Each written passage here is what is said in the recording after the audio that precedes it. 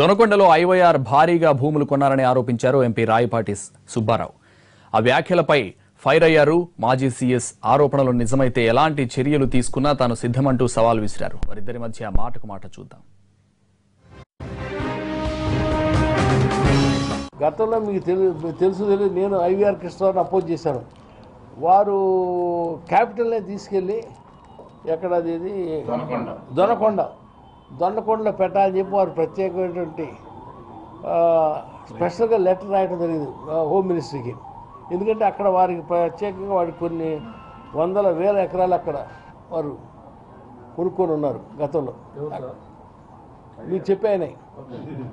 కాబట్టి ఈ క్యాపిటల్ని తీసుకెళ్ళి అక్కడ పెట్టాలని చూస్తుంటే ఆయన ప్రయత్నం చేయడం జరిగింది. దానికి నేను ముఖ్యమంత్రి గారి దృష్టికి తీసుకురావటం, ఇది మన సెంటర్ ఉంటుంది రాష్ట్రం మొత్తానికి కూడా, ఇక్కడ గుంటూరు జిల్లా, అదేవిధంగా వెలగపూడి కానివ్వండి, మందడం కానివ్వండి, తుళ్ళూరు ఈ మండలాలు కూడా అన్నీ కూడా అటు నార్త్ కోస్ట్ ఇటు సౌత్ కోస్ట్లో అందరూ కూడా అటు అనంతపూర్ కానీ అందరికి దగ్గర ఉంటుంది, మధ్యలో ఉంటుంది. దీన్ని సెలెక్ట్ చేయడం జరిగింది. రాయనియండి, ఏమి ఇబ్బంది ఉండదు, ప్రభుత్వానికి ఇబ్బంది ఉంటుంది. ఆయన పుస్తకం రాసి ఎవరికి కావాలి చెప్పండి.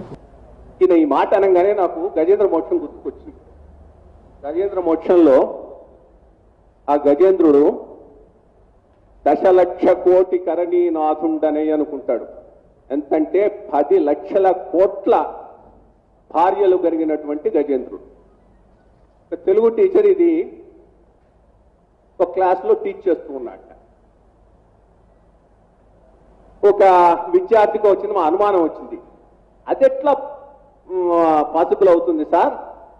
10 లక్షల కోట్ల భార్యలు ఉండేటటువంటి ఏనుగురాజు ఏదైనా ఉంటున్నానంటే, తెలుగు మాస్టరు పెద్దగా కూర్చొని నీకు తెలియదు, ఆయన కవి గారు ఒక్క భార్య లేకపోయినా 10 లక్షల కోట్ల భార్యలను కల్పించుకునేటటువంటి అధికారం ఆ కవి గారికి ఉన్నది అని తెలుగు మాస్టర్ చెప్పాడు.